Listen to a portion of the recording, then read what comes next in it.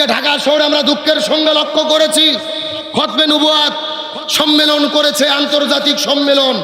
সেখানে সারা পৃথিবীর ওলামায়ে কেরাম এসেছেন। দাবি কি?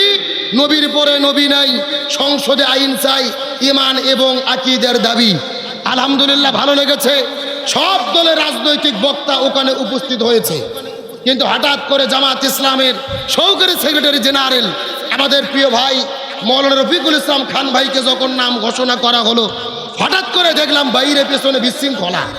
অনেকেই চাইনি তিনি বক্তব্য দিক, অথচ তার পেছনে জায়গা করে দিয়েছে একেবারে দাড়ি চাষা কিলিং শেফ আল্লাহর ওলি সালাউদ্দিন সাহেব।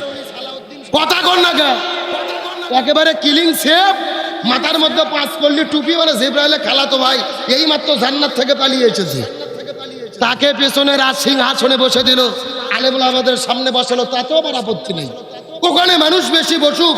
কিন্তু আমার প্রশ্ন হলো, সালাউদ্দিন সাহেব বক্তব্য দিল, আপনাদের শরীরে চুলকনি শুরু হলো না, অথচ ইসলামী দলের প্রতিনিধি বক্তব্য দিতে গিয়ে যারা মন বেজার করেছেন, মন খারাপ করেছেন, এদের দ্বারা ইসলামের কোনো উপকার হতে পারে না। আজকে আমরা নিজেরা হিংসি করে গুটি করে ইসলামের 12টা বাজাইয়া দিছি। সালাউদ্দিন সাহেব বক্তব্য দিলেন যে আপনারা যদি আমাকে ক্ষমতায় বসান, আমরা যদি ক্ষমতায় যাই, তাহলে আলাপ আলোচনার মাধ্যমে আপনাদের দাবি মেনে নেব। অথচ রফিকুল ইসলাম খান সাহেবকে পেছন থেকে মধুপুরের পীর সাহেব বলেছেন যে যদি আপনারা ক্ষমতায় যান, কাদিয়ানীদের কাফের ঘোষণা করবেন কিনা বলুন। স্পষ্টভাবে খান ভাই বলেছে, ইসলামী দলের নেতৃত্বে জামাত ইসলাম যদি ক্ষমতায় যায়, আমরা কাদিয়ানীদেরকে রাষ্ট্রীয়ভাবে কাফের ঘোষণা করব। আল্লাহু আকবার বলেন। পীর সাহেব চরমোনাই আল্লামা মামুনুল হক স্পষ্ট বক্তব্য দিল, অথচ সালাউদ্দিনকে মঞ্চ থেকে বারবার বলা হলো আপনারা কাফের ঘোষণা করবেন কিনা, ক্ষমতায় গেলে বলেন। তখন উনি বলতেছে এটা তো আইনের ভাষা না, এইভাবে আমি বলতে পারি না, সংসদে আলোচনা করে সিদ্ধান্ত নেওয়া হবে। তার মানে ঘাবলা কি বোঝা যায়? তাহলে আজকের বক্তব্যের মাধ্যমেই পরিষ্কার কারা কাদিয়ানীদেরকে রক্ষা করতে চায়, কারা নিষিদ্ধ করতে চায়, জাতি পরিষ্কার। এই জন্য আলেমদেরকে বলি, কারু কাছে দাবি না করে একতাবদ্ধভাবে রাষ্ট্রীয় ক্ষমতায় যাও। সংসদে যদি কোরআন কায়েম হয়, কারু কাছে দাবি করতে হবে না, কোরআনের ভিত্তিতে কাদিয়ানীরা রাষ্ট্রীয়ভাবে কাফের ঘোষণা হবে। এত তেল মেরে দাবি করে কি লাভ? আপনি যদি তেঁতুলের গাছের কাছে যাইয়া আপেল চান পাবেন, কলার গাছে যাইয়া যদি আপেল চান পাবেন, যেই গাছ সেই ফল। যারা বলে শরিয়াই না, বিশ্বাস করি না, কোরআনের সাথে রাজনীতির কোনো সম্পর্ক নাই, তাদের আপনাদের ভালো লাগে রাজ সিংহাসন ছেড়ে দিয়ে বক্তব্য দিয়ে তালি মারতেছেন। আর ইসলামী দলের নেতা বক্তব্য দেওয়ার ঘোষণার পরে চুলকনি শুরু হলো। এটাই হচ্ছে ইসলাম ঐক্যের ভেতরে মারাত্মকভাবে ক্ষতিগ্রস্তর ষড়যন্ত্র। ভালো করে বোঝেন, যুগে যুগে এরা ইসলামের 12টা বাজাচ্ছে। আমি সব দলের আলেমদেরকে বলি, ভেদাভেদ ভুলে যান, কার ভুল নাই। এই যে একটা গ্লাস দুধের ভেতরে যদি মশামাছি পড়ে, বলুন তো আপনারা কি দুধ ফেলে দেন? সত্য করে বলেন, দুধ ফেলে দেন? না, মশামাছি ফেলে দিয়ে দুধ খান। একই রকম ভাবে এই বাংলাদেশে যত ইসলামী দল আছে, প্রত্যেকটা ইসলামী দল হলো এক একটা দুধের গিলাস। যেই রকম মশামাছি ফেলে দিয়ে দুধ খান, একই রকম ইসলামী দলের ভুল ভ্রান্তি ত্রুটি বিচ্যুতি থাকতেই পারে। ওটাকে ভুলে গিয়ে জাতির বৃহৎ স্বার্থে আমাদের ঐক্যবদ্ধ হতে হবে। মনে রাখেন, এইবার যেই প্রেক্ষাপট তৈরি হয়েছে, পুরো বাংলাদেশের মানুষ একতাবদ্ধ হয়েছে। বিশেষ করে রাকসু নির্বাচনের পরে ইসলামপন্থীদের বিজয় হয়েছে। তামাম বাংলাদেশে রব উঠেছে। ইসলামপন্থীরা যদি একতাবদ্ধ হয়, এই জমিনে আগামীর বাংলাদেশ হবে কোরআনের বাংলাদেশ, আগামীর বাংলাদেশ হবে ইসলামের বাংলাদেশ।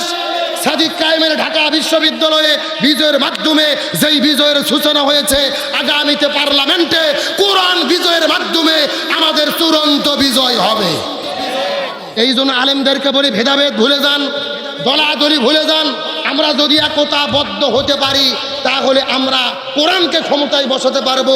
কাদিয়ানীরা নিষিদ্ধ হয়ে যাবে। নতুবা নিজেরা দলাদলি করে বিভেদ নষ্ট করবে যারা, মনে করবেন ইসলামের চূড়ান্ত দুশ্মন তারা। আপনাদের বলতে চাই, সাতক্ষীরার মুসলমান আলেমেরা যদি ঐক্যবদ্ধ হয়ে যায়, এই জমিনের ভেতরে কাদিয়ানীদের কাফের ঘোষণার জন্য, কোরআন কায়েমের জন্য আলেমদের পক্ষে থাকতে কারা দুটি হাত আল্লাহকে তুলে দেখান। দেন তাকবীর দেন দেখি। নারায়ে তাকবীর। কাফের কাফের কাদিয়ানীরা কাফের। সংসদে আইন চাই, কাদিয়ানীরা কাফের। আল্লাহ কবুল করুক, বলেন আমিন। আপনাদের কি কষ্ট হচ্ছে, রাগ করতেছেন? তাহলে চিৎকার করে বলেন তো দেখি ইবাদত কয় প্রকার? আরো জোরে বলেন। 1 নম্বর ব্যক্তিগত ইবাদত, 2 নম্বর পারিবারিক ইবাদত, 3 নম্বর সামাজিক ইবাদত, 4 নম্বর হচ্ছেন রাজনৈতিক ইবাদত। সুবহানাল্লাহ বলেন। এই জায়গাতে আসলে অনেকের শরীরে চুলকানি শুরু হয় যে হুজুর রাজনীতি আবার ইবাদত হলো কেমনে? ভালো করে বোঝেন। আল্লাহর কোরআন বলেছেন ইন্না আনজালনা ইলাইকাল কিতাবা বিল হাক্কি লিতাহকুমা বাইনান নাস বিমা আরাকাল্লাহ। হে রাসূল, আপনার প্রতি আমি কোরআন নাজিল করেছি, এই কোরআন দিয়ে আপনি বিচার ফায়সালা করেন। কোরআনের মধ্যে সব সমস্যার সমাধান আছে। তার মানে বোঝা গেল জমিন যার আইন চলবে, জমিন যার আইন চলবে।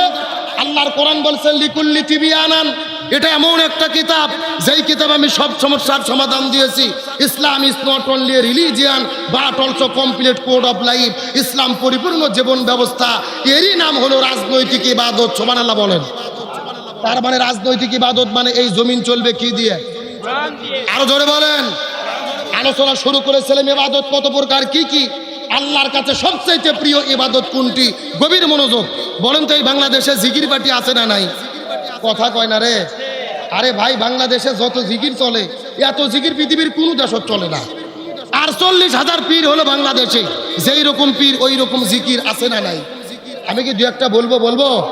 আল্লাহর ওলি খাজা বাবা, বিশ্বের ওলি খাজা বাবা, ফরিদপুরের কেবলা জাগান, তোমার জন্য কান্দে বাবা লক্ষ জাকের। কথা বলেন, কথা বলেন। 2 কান্দর 2 ফেরেশতা আছে না নাই? 2 ফেরেশতা কলম বার করে শুধু দাঁত দিয়ে কামড়াচ্ছে। আল্লাহ বলছে কে ফেরেশতা, তোমরা কলম দাঁত দিয়ে কামড়াও কেন? ফেরেশতারা বলতেছে আল্লাহ আমরা তো বুঝবেই পারিনি লিখবো কি।